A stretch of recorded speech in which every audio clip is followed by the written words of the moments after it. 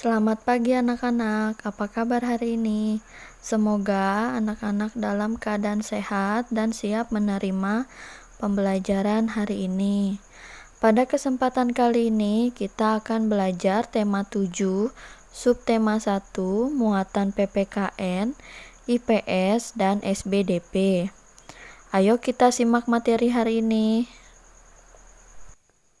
Makna sila pertama Pancasila dan penerapannya dalam kehidupan sehari-hari. Sila pertama Pancasila berbunyi ketuhanan yang Maha Esa. Sila tersebut mengandung arti bahwa bangsa Indonesia percaya dan takwa kepada Tuhan yang Maha Esa. Nilai-nilai yang terkandung pada sila pertama Pancasila yaitu 1. Percaya dan takwa kepada Tuhan yang Maha Esa dengan melaksanakan ibadah sesuai dengan kepercayaan masing-masing. 2. Membina kerukunan hidup antar sesama umat beragama. 3. Saling menghargai kebebasan menjalankan ibadah sesuai dengan agama dan kepercayaan masing-masing. 4. Tidak memaksakan suatu agama kepada orang lain. Makna sila kedua Pancasila dan penerapannya dalam kehidupan sehari-hari. Sila kedua Pancasila berbunyi kemanusiaan yang adil dan beradab. Adapun nilai-nilai yang terkandung pada sila kedua Pancasila yaitu 1. Mengakui persamaan derajat, hak dan kewajiban setiap manusia tanpa membedakan ras, suku, dan agama. 2. Mengembangkan sikap saling mencintai sesama manusia. 3. Mengembangkan sikap tenggang rasa. 4. Menjunjung tinggi nilai-nilai kemanusiaan. 5. Gemar melakukan kegiatan kemanusiaan. 6. Berani membela kebenaran dan keadilan. Peran Indonesia di ASEAN dalam bidang ekonomi. Dalam kerjasama ASEAN di bidang ekonomi, Indonesia berperan sebagai produsen, distributor, dan juga konsumen. Peran Indonesia sebagai produsen yaitu menghasilkan berbagai barang-barang kebutuhan masyarakat Indonesia dan juga negara ASEAN lainnya. Sebagai distributor, Indonesia berperan menyalurkan barang-barang tersebut kepada negara-negara ASEAN. Pendistribusian tersebut bertujuan untuk membantu memenuhi kebutuhan masyarakat di ASEAN dan juga meningkatkan devisa negara. Adapun peran Indonesia sebagai konsumen yaitu membeli berbagai hasil produksi negara lain. Peran tersebut diwujudkan dalam kegiatan impor barang. Peran Indonesia dalam ASEAN diwujudkan dalam bentuk kerjasama sebagai berikut. 1. Menerapkan tarif khusus terhadap barang dan jasa sesama negara ASEAN. Kerjasama ini bermanfaat untuk meningkatkan perekonomian antar negara ASEAN. 2. Mendorong penanaman modal di negara-negara ASEAN. Peran ini bertujuan untuk mengembangkan dan meningkatkan perekonomian. 3. Mengembangkan wilayah-wilayah yang berpotensi dalam bidang perkebunan, perikanan, dan pariwisata. 4. Mendukung kegiatan yang dilakukan oleh Badan Penelitian Bidang Pertanian yang terletak di Filipina. 5. Mendirikan proyek industri yang dikelola bersama. Peran ini diwujudkan dengan pendirian pabrik pupuk urea di Aceh dan Malaysia. Kerjasama ini bermanfaat untuk memperkuat ekonomi regional sesama negara ASEAN. Peran Indonesia di ASEAN dalam bidang politik.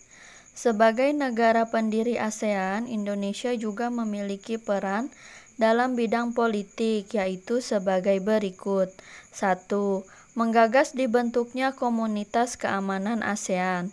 Peran Indonesia adalah membantu menanggulangi tindak kejahatan dan kekerasan, seperti perampokan, terorisme, kejahatan lintas negara, dan pengedaran obat terlarang.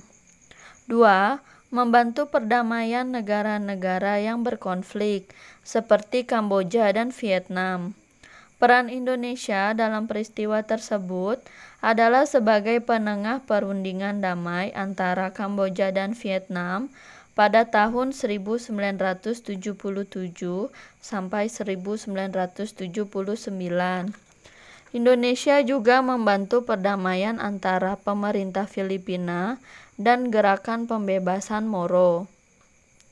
3. Melaksanakan Jakarta Informal Meeting yang bertujuan untuk mendamaikan pihak yang berkonflik di Kamboja. Indonesia mengirimkan pasukan perdamaian dan mengusulkan diadakannya pertemuan yang disebut Jakarta Informal Meeting. 4. Mengusulkan pembentukan Badan Hak Asasi Manusia ASEAN. Peran ini diwujudkan Indonesia dengan mengajak negara-negara ASEAN untuk melindungi hak asasi warga negaranya.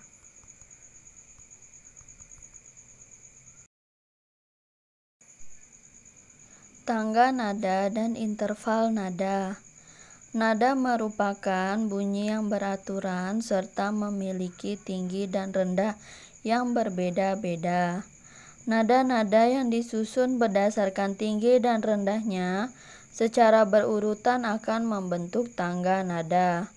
Tangga nada dasar adalah tangga nada dasar 1 Do atau sama dengan C. Selain tinggi dan rendahnya, nada juga memiliki jarak. Jarak antar satu nada dengan nada yang lainnya dinamakan interval nada. Interval nada bernilai jarak 1 atau setengah.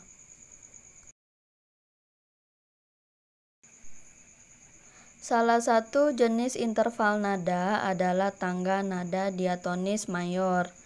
Tangga nada diatonis mayor adalah tangga nada yang diawali dengan nada Do dan memiliki rangkaian 7 nada yang disusun nada-nadanya berjarak atau interval 1, 1, setengah, 1, 1, 1, dan setengah. Tangga nada diatonis mayor bersifat riang gembira dan bersemangat. Tanda kromatik adalah tanda yang digunakan untuk menaikkan, menurunkan, atau mengembalikan nada yang telah dinaikkan atau diturunkan. Fungsi tanda kromatik untuk menaikkan setengah nada dari nada aslinya. Contohnya, tanda kres atau pagar untuk menaikkan setengah nada, dan tanda mol atau B untuk menurunkan setengah nada. Untuk mengidentifikasi lagu dengan tangga nada diatonis mayor, dapat melakukan cara berikut ini. 1. Amati nada dasar dan interval lagu. Misalnya dalam lagu bertangga nada mayor, nada dasar yang digunakan adalah Do sama dengan C, dengan interval atau jarak nada 1, 1, setengah, 1, 1, 1, dan setengah.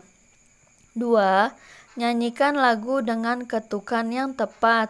Dengan menyanyikan lagu, maka dapat memahami sifat lagu tersebut. Misalnya, dalam lagu bertangga nada mayor, lagu akan dinyanyikan dengan gembira dan bersemangat.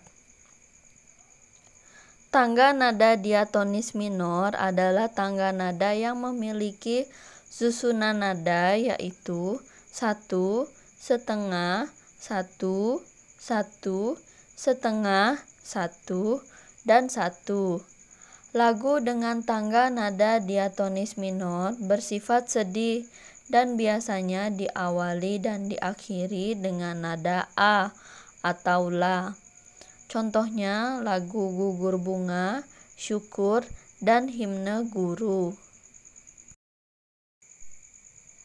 Sekian materi pembelajaran untuk hari ini.